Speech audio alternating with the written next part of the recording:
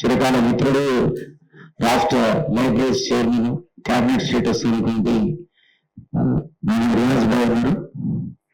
ఆయన చాలా మందికి ఐఏఎస్ ఐపీఎస్ లో కోచింగ్ కూడా ఇచ్చారు. సో ఈ సబ్జెక్టు ఆయనకు కొట్టినట్టుంది కాబట్టి నేను ప్రత్యేకంగా వారు రావాలని కోరుకున్నా. మమ్మల్ని గౌరవించి వచ్చినందుకు వారికి ధన్యవాదాలు. హనీష్ గారు ఉన్నారు ఇక్కడ. ఆయన లేబర్ ఇంటెన్సివ్ ప్రాబ్లమ్స్ గురించి చెప్తాడు. తర్వాత ప్రొఫెసర్ మనోహర్ నా క్లాస్మేట్, ప్రముఖ ఎకానమిస్ట్ ఆయన కూడా ఉన్నారు. అలాగే మన రాష్ట్రీయ లోక్దల్కు జాతీయ ప్రధాన కార్యదర్శినటువంటి త్యాగి గారు ఉన్నారు. వారు ఆల్రెడీ ఢిల్లీ నుంచి వచ్చారు. ఈ సమావేశానికి మన మిత్రుడు, సోషల్ వర్కర్, అడ్వకేట్ అయినటువంటి పాండ్యరెడ్డి గారు, తర్వాత మా పార్టీ బ్యూరో చైర్మన్ బందకవి గారు ఉన్నారు. ఈవీఎస్ బందకవి గారు, వారే ఈరోజు సమావేశానికి అధ్యక్షత వహిస్తున్నారు. ఈరోజు యాక్చువల్లీ ఫ్యూచర్ సిటీ అనేది ఒక్కసారిగా మనందరి అటెన్షన్ డ్రా చేసింది. 30,000 acres తీసుకొని పూల్ చేసి ఫ్యూచర్ ని ఎట్లా సిటీని రూపొందించాలనే కాన్సెప్ట్ మీద రిపీటెడ్ గా ఆర్టికల్స్ వస్తున్నాయి. ప్రభుత్వం యొక్క సంకల్పం కూడా కనపడతా ఉంది. సో అందుకని ఇది హాట్ టాపిక్. ఈ హాట్ టాపిక్ గురించి మనం కూడా కొంత అవగాహన పెంచుకుందామనే ఉద్దేశంతో ఈ ఏర్పాటు మేము చేసాం. ఒక ఇంటరాక్టివ్ సెషన్ ఇది. ఇంతకుముందు సుమీర్ అన్నట్టుగా ఇందులో నుంచి మీ అభిప్రాయాలన్నీ కూడా సేకరించి దాన్ని పొందుపరిచి ఒక డాక్యుమెంటేషన్ కూడా చేద్దాం అనుకుంటున్నాం. దాన్ని ప్రభుత్వానికి ప్రజెంట్ చేస్తాం, పబ్లిక్ డొమైన్ కూడా పెడతాం. ఇంకా ఇతర అభిప్రాయాలు తీసుకోవడానికి ఒక ఎఫర్ట్ చేస్తున్నాం. తద్వారా ఏదైనా ఒక ఎసెన్స్ అనేది వచ్చి ఈ వీళ్ళు కాంటెంప్లేట్ చేస్తున్న దానికి ఇంకా పాలిష్ చేయడానికి పనికొస్తేనే ఉద్దేశం. దీంట్లో పెద్ద పొలిటికల్ లేదు. అందరినీ కూడా రమ్మన్నాం. పొలిటికల్ పార్టీస్ ఒకటి తర్వాత వాళ్ళు వస్తా అన్నారు. ఒకళ్ళు 12 ప్రజెంటేషన్ ఫ్యూచర్ సిటీ మీద మిత్రుడు పవర్ పాయింట్ ప్రజెంట్ చేశారు. అయితే యూనివర్సిటీ ప్రొఫెసర్గా నేను కొన్ని ఇప్పుడు ఎందుకంటే దిలీప్ గారు చెప్పారు ప్రభుత్వానికి మనం ఏకరువు పెట్టబోతున్నాము కొన్ని పాయింట్స్ తీసి అని. అందుకని నేను కేవలం ఫ్యూచర్ సిటీలో కవర్ చేయని విషయాలు మాత్రమే మాట్లాడతాను, చేసిన విషయాలు మాట్లాడను. మొట్టమొదట మనం ఒక యూనివర్సిటీ ప్రొఫెసర్గా నేను చెప్పదలుచుకున్నది ఏంటంటే సిటీ అంటే మహానగరం, టౌన్ నగరము, సిటీ అంటే మహానగరం. అసలు మహానగరాల చరిత్ర కనుక చూస్తే మొట్టమొదట మహానగరం వచ్చింది మీ అందరికీ తెలుసు, గ్రీస్లో రోమ్. ఆ తర్వాత రోమ్ మహానగరాన్ని అందరూ మర్చిపోయారు. తర్వాత బ్రిటిష్ మహానగరాలు, అమెరికా మహానగరాలు, యూరోప్లోని మిగతా మహానగరాలు పైకొచ్చాయి, ముఖ్యంగా ప్యారిస్. అయితే ఇక్కడ మనం గుర్తించాల్సిన విషయం ఏమిటి అంటే ఫ్రాన్స్లో ప్యారిస్ వచ్చిన తర్వాత ఒక అద్భుతమైన ప్రక్రియను వాళ్ళు చేపట్టారు. ఏ మహానగరం వచ్చినా అక్కడ ఎట్లాంటి పట్టణాలు, తర్వాత పరిశ్రమలు, సాంకేతిక ప్రత్యేకతలు ఉన్న కంపెనీలు వచ్చినా కూడా వాళ్ళు ప్రభుత్వానికి ఎంతో కొంత ఏదో ఒక రూపంలో వాళ్ళకి జవాబుదారీ ఉండకపోతే అట్లాగే పెద్దలు త్యాగి గారు, దిలీప్ గారు, రియాజ్ గారు, హాజరైనటువంటి మిత్రులందరికీ సారు ఫోన్ చేశారు ఇట్లా ఫ్యూచర్ సిటీ మీద రౌండ్ టేబుల్ ఉందని రమ్మని. మీ అందరికీ సిపిఎంఎల్ మాస్లైన్ తరఫున ధన్యవాదాలు తెలియజేస్తూ సార్ చాలా విషయాలు చాలా బాగా చెప్పారు. వాస్తవంగానికి ప్యారిస్ని ఉదాహరించారు. ప్యారిస్ ఉదాహరించడం అంటే ప్రపంచంలోనే స్వేచ్ఛ, సమానత్వం, సౌభ్రాతృత్వం అనేటువంటి దాని నినాదాలకి ఆది నగరం అనేటువంటిది, మొట్టమొదటిగా భావాలు పుట్టిందనేటువంటిది, ఒక ఫిలాసఫీ ఏర్పడింది అనేటువంటిది ప్యారిస్ నగరం నుంచి, ఫ్రాన్స్ నుంచి అనేటువంటిది వాస్తవమైన విషయం. కాబట్టి నేను ఎందుకు అంటున్నానంటే ఆ విషయాన్ని స్వేచ్ఛ, సమానత్వం, సౌభ్రాతృత్వం అనే దాన్ని ఆదర్శంగా తీసుకోవాలని చెప్పడం అనేటువంటిదే చాలా గొప్ప విషయంగా నేను దాన్ని మనం ఈరోజు ముందుకు తీసుకోవాలనేటువంటిది కూడా ఈ సందర్భంగా గుర్తు చేస్తున్నా. ఇక ఫ్యూచర్ సిటీకి సంబంధించి మన మిత్రుడు చాలా బాగా చెప్పాడు. నిజంగా ఒక రకంగా చెప్పాలంటే స్వర్గంలో ఉన్నట్టుంది అది. అంటే ఒక మనిషికి కావలసినటువంటి ప్రపంచంలో ఇప్పుడు ఏఐ ద్వారా కావచ్చు, ఇంకా టెక్నాలజీ డెవలప్మెంట్ ద్వారా కావచ్చు, ఏదైనా కూడా ఒక చిన్న పైప్ లైన్ లీకేజ్ అయినా, ఫైర్ జరిగినటువంటి సంఘటన అయినా, లేకపోతే దొంగతనం జరిగిందైనా, ఏదైనా నిమిషాల్లో, క్షణాల్లో, నిమిషాలు కాదు క్షణాల్లో మనకు తెలిసిపోతే మనం అరికట్టడం అనేటువంటి స్థాయిలో ఈరోజు టెక్నాలజీ పేరు మీద ఫ్యూచర్ సిటీ ఏర్పాటు అవుతుంది అనేటువంటిది చెప్పారు. ఈ శాస్త్ర సాంకేతిక అనేటువంటిది అభివృద్ధి కావడం అనేది చాలా అవసరమైన విషయం, అది అందరికీ ఆమోదమైన విషయం. అయితే ఇది పేద ప్రజానీకానికి ఏ మేరకు అందుతుంది అనేటువంటిదే ప్రధాన సమస్య. అభివృద్ధి అనేటువంటిది ఎవరైనా కోరుకోవాలి, కాంక్షించాలి, అభినందించాల్సిందే. కానీ అది ఏ స్థాయిలో పేద వర్గానికి లేదా కార్మిక వర్గానికి 1.5 to 2 hours, taking much time, a lot of signals, poor congested areas. Yes, when as national disaster comes, we have seen many times Hyderabad is drowned many times. Many of them lost their lives. Very typical part is in this AI world, many are drowning in drainages. While rain comes, it's huge. Because of huge floods, many are drowning in drainages. And we are talking about international city today. At the same time, many are drowning in drainages. They are losing their lives. So now the government has come with a future city, a planned city, which can accommodate many things. Like I will highlight the key points of future city, which I already mentioned in these articles. Like 13,500 acres greenfield smart project, which is eco-friendly, environmental friendly project is getting launched. ఒక చక్కటి చర్చకు కట్టెన్ చేయడం జరిగింది. లక్ష్యము చాలా స్పష్టంగా Dilip sir, ఆయన బహుముఖ ప్రజ్ఞాశాలి, చాలా స్పష్టత ఎంత మంచిగా ఇచ్చిన it is not a political platform, right? And just we are drawing the conclusions and recommendations or the opinion from all the sectors, and we are submitting or we are documenting the whatever the proposals or ideas that are being raised here. ఒక మంచి లక్ష్యానికి, ఒక ఆదర్శవంతమైనటువంటి పట్టణ నిర్మాణానికి ఎలాగా ఉండాలి అనే దాంట్లో మొదలు ప్రజెంటేషన్ చేసిన దాంట్లో స్మార్ట్ లైటింగ్ అనుకోండి, తర్వాత water network, new technology, advanced టెక్నాలజీని ఏ రకంగా వాడుకోవాలి, ట్రాఫిక్ మేనేజ్మెంట్ ఎలాగా ఉండాలి, ప్రస్తుతం ఉన్నటువంటి టౌన్ సిస్టంలో ఎలాంటి అవరోధాలు ఉన్నాయి, రైట్ నౌ కామన్ లైఫ్ ఏ రకంగా ఇంపెడిమెంట్స్, హర్డిల్స్ ఉన్నాయి అనే విషయంలో ఎంత చక్కటి మనకు అవగాహన ఉన్నది. వీటన్నిటిని సర్పాస్ చేసి, వీటన్నిటిని ఓవర్కమ్ చేసి ఒక చక్కటి టౌన్ నిర్మాణానికి, ఒక సిటీ నిర్మాణానికి గవర్నమెంట్ చేస్తున్నటువంటి ఈ ప్రయత్నాన్ని ఆహ్వానిద్దాం. Let us welcome the government proposal. ఇక్కడ ఒక మంచి విషయం పైన చర్చ వేదికను ఏర్పాటు చేసిన మన దిలీప్ అన్న గారికి, మీ అందరికీ కూడా పేరు పేరున నమస్కరిస్తూ, చాలా విషయాలు పెద్దలందరూ కూడా, ప్రొఫెసర్సు, అవగాహన ఉన్నటువంటి పెద్దలందరూ కూడా చాలా చక్కగా వివరించడం జరిగింది. ముఖ్యంగా ఏదైతే ఈ సమావేశాన్ని మీరు ఏర్పాటు చేసిరో, ఆ 4th సిటీ ప్రాంతంలో నివసించేటువంటి ఒక వ్యక్తిగా మీ ముందు ఉండడం అదృష్టంగా భావిస్తుంది.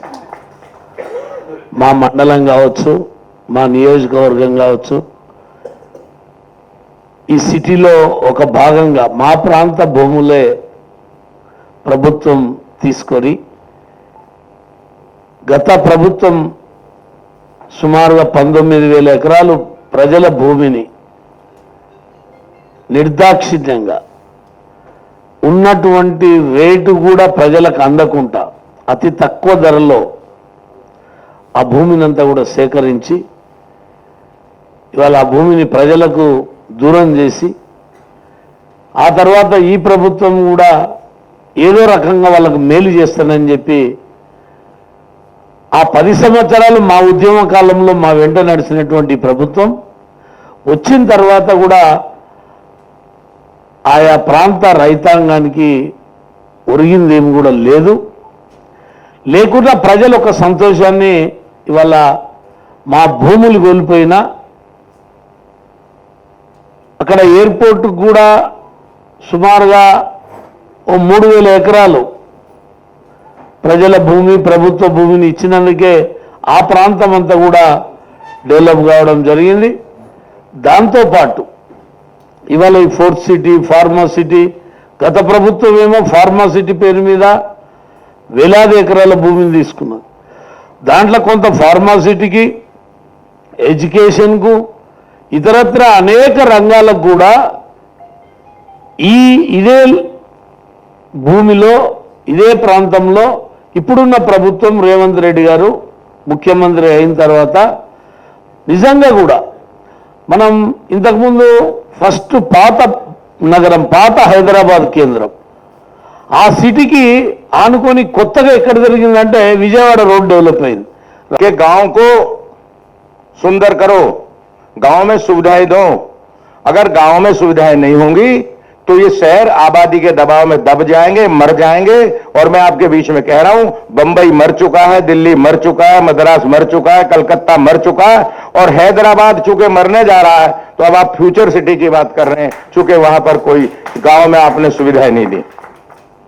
अगर गांव में सुविधाएं होती मित्रों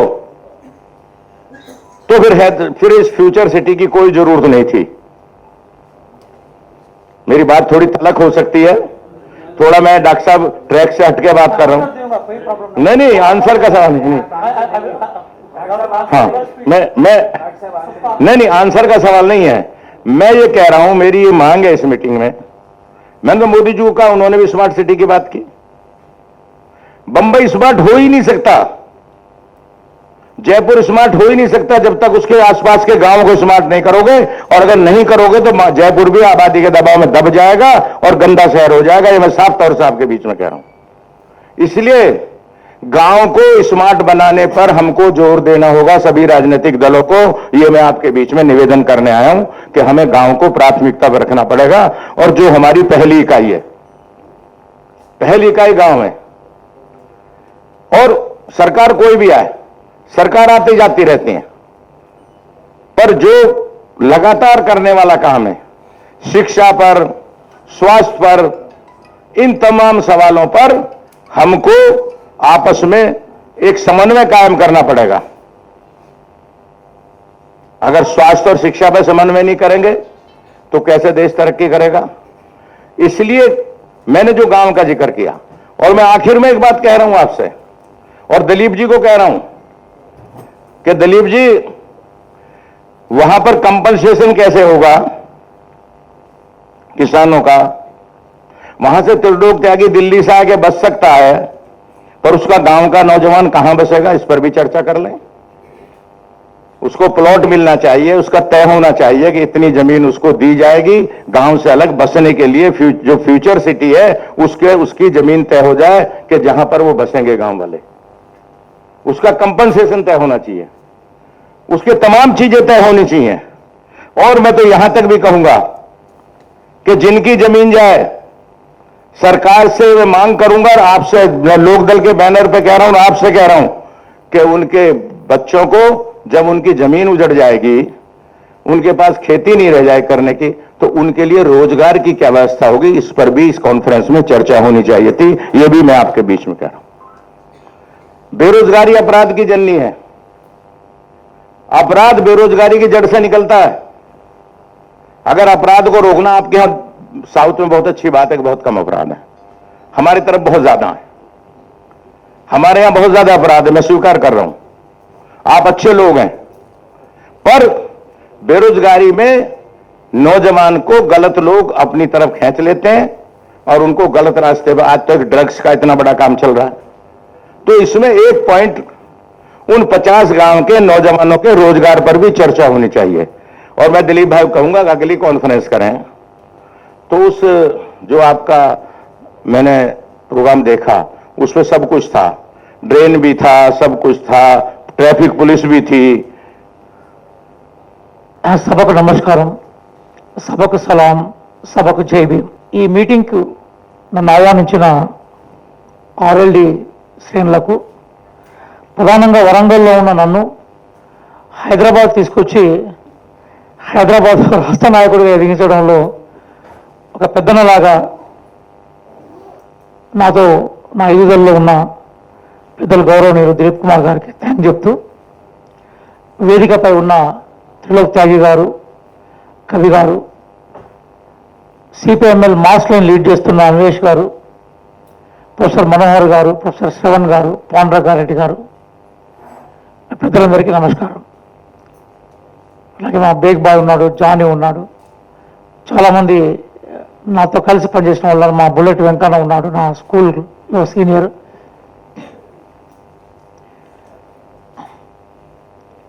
రెండు 2016 సంవత్సరంలో London school of economics and political సైన్స్కి మాట్లాడేందుకు నాకు ఒక ఆహ్వానం వచ్చింది. కొద్దిసేపు మాట్లాడతాను. ఎందుకోసం అంటే 1916లో డాక్టర్ బిఆర్ అంబేద్కర్ గారు లండన్ స్కూల్ ఆఫ్ ఎకనామిక్స్లో ఎంఏ పూర్తి చేశారు. 100 సంవత్సరాల సందర్భంగా లండన్ స్కూల్ ఆఫ్ ఎకనామిక్స్లో ఒక సెమినార్ పెడితే మాట్లాడే అవకాశం నాకు వచ్చింది. తెలుగు మీడియంలో చదువుకున్నవాడిని నేను. Later I learned English for my livelihood to work in university as a professor. మిత్రులు దిలీప్ గారు, వేదిక పైన ఉన్న పెద్దలు, లేట్గా వచ్చిన వాళ్ళకి అడ్వాంటేజ్ ఏంటంటే అంతకుముందు మాట్లాడిన వాళ్ళు ఏం మాట్లాడారో తెలియదు కనుక సో వాళ్ళను ప్రశ్నించాల్సిన అవసరం లేదు, ఓవర్లాప్ అయినా ఇబ్బంది లేదు. అయితే కాంగ్రెస్ పార్టీ తరఫున వచ్చిన రియాజ్ గారు 2 మాటలు మాత్రం నాకు అర్థమైంది, నేను విన్నాను పొరపాటున. ఒకటి, అమర్త్య సేన్ మాకు స్ఫూర్తి అన్నారు, సమీర్ అమీన్ సెంటర్ పెరిఫరీ అన్నారు. సెంటర్ పెరిఫరీ అంటే కేవలం జాగ్రఫీ మాత్రమే కాదు, డెమోగ్రఫీ కూడా. జాగ్రఫీలో హైదరాబాద్ కోర్ అర్బన్, అది కొత్త శంకరపల్లి పెరిఫరీ మాత్రమే కాదు, గేటెడ్ కమ్యూనిటీలో ఉన్నవాడు సెంటరు, స్లమ్లో ఉన్నవాడు పెరిఫరీ కాకూడదని కూడా వస్తుంది డీలింగ్. సో అందువల్ల సెంటర్ పెరిఫరీకి అర్థం ఏంటి అనేది. తర్వాత అమర్త్య సేన్ చెప్పిన వెల్ఫేర్ ఎకనామిక్స్ కరెక్ట్ అది, కానీ వెల్ఫేర్ ఎకనామిక్స్ అంటే పండుకుంటే 2,000 ఇస్తాం, కూర్చుంటే 3,000 ఇస్తాం, నిద్రపోతే 4,000 ఇస్తాం, లేస్తే 5,000 ఇస్తాం కాదు. అది వెల్ఫేర్ ఎకనామిక్స్ కాదు. వెల్ఫేర్ ఎకనామిక్స్ ఏంటంటే మనిషి తనకున్న సామర్థ్యాన్ని పూర్తి స్థాయిలో ఆవిష్కరించుకునే అవకాశాలు కల్పించడమే నిజమైన సంక్షేమము. అంటే రియల్ కాన్సెప్ట్ ఆఫ్ వెల్ఫేర్ ఏంటంటే, అంటే ఇక్కడ తెలంగాణకి కాదు నేను చెప్పేది, ఒక ఆల్ ఇండియా కాంటెక్స్ట్లో చెప్తున్నాను. ప్రజల్ని పరాన్న జీవులుగా, పారాసైట్స్ గా మార్చి Congress party, Gandhi, what he said, a village should be developed. If a village is not developed, the city is they are ruined. Now we are talking, the Congress party is talking city, but whereas our party is talking village. This is the controversy. I mean, what I want to take contradiction, I can say. However, the wonderful point, again, Nageshwara garu told very clear that this city, how it should be. Is it affordable city for a common man? Today we are unable to get people. We are not able to get the working people for us. We have to get from Odisha, we have to get from Bihar, and all these things happen. We are not getting people from locally. Now it will be much more difficult once a smart city comes and people will be in a higher position of living, standard of living. That's what I observed. Here, as I suggest here, that this village, today internet came, village person can sit in house and do the business, do the work, because this internet wonderful thing happened in our country. And so first priority is smart village, second priority is comfortable to the villager, and third priority is building the smart city or clubbing them and making affordable. This is my conclusion, and for this opportunity given by our Tyagi ji and other officers, I thank very much. ముందుగా నేను చెప్పినట్టుగా ఈ meeting లో ఇచ్చిన వివిధ అభిప్రాయాలన్నీ కూడా ఒక essence తీసుకొని దాన్ని ఒక కాన్సెప్ట్ పేపర్ కింద డెవలప్ చేసి రియాజ్ గారి ద్వారా నేను ప్రభుత్వానికి అందించే ప్రయత్నం చేస్తా. దానికి మరొకసారి ప్రొఫెసర్ నాగేశ్వర గారితో సపరేట్ కూర్చుంటా, ఎందుకంటే వారికి ఉన్న అపారమైన నాలెడ్జ్కి ఎక్కువ మాట్లాడలేదు ఆయన. సో ఈ సబ్జెక్టు రియాజ్ అయినా సరే, వారైనా సరే ఇంకో గంటలు కూడా మాట్లాడగలుగుతారు. సో ఇంకొక ఇంటరాక్టివ్ సెషన్ వాళ్ళతో పెట్టుకొని ఇవన్నీ కూడా క్రోడీకరించి ఒక కాన్సెప్ట్ పేపర్ని తయారు చేసి రియాజ్ గారి ద్వారా ఇస్తాను. ఎందుకంటే రియాజ్ గారు చాలా క్లోజ్ ఆయన చీఫ్ మినిస్టర్కి, చెప్పుకోడు కానీ సో మనకు ఆల్రెడీ ప్రధాన కార్యదర్శి అన్నాడు కదా, నాకు అపాయింట్మెంట్ ఇప్పిండి మేము వచ్చి గ్రామం బేస్గా చేయాలనే కాన్సెప్ట్ చెప్తామని, అది ఆయనకి ఇస్తే సరిపోతుంది. మనం ఆయన ద్వారా కూడా అప్రోచ్ కావచ్చు. What ever it is, idea ఏంటంటే మనం దీని ద్వారా ఒక ఎసెన్స్ డ్రా చేయాలన్నది. అది కొంతవరకు సక్సీడ్ అయ్యాం. బట్ చాలా మంది ఉన్నారు అద్భుతమైనటువంటి నాలెడ్జ్ ఉన్న వాళ్ళు, దీని మీద మనకు ఇన్పుట్స్ ఇవ్వగలిగే వాళ్ళు అందరినీ ఒక దగ్గర సమీకరించలే, ఒక ఇనిషియేటివ్, ఒక ఎఫర్ట్ చేసాం అంతే. ఇది ఇట్స్ ఎ బిగినింగ్.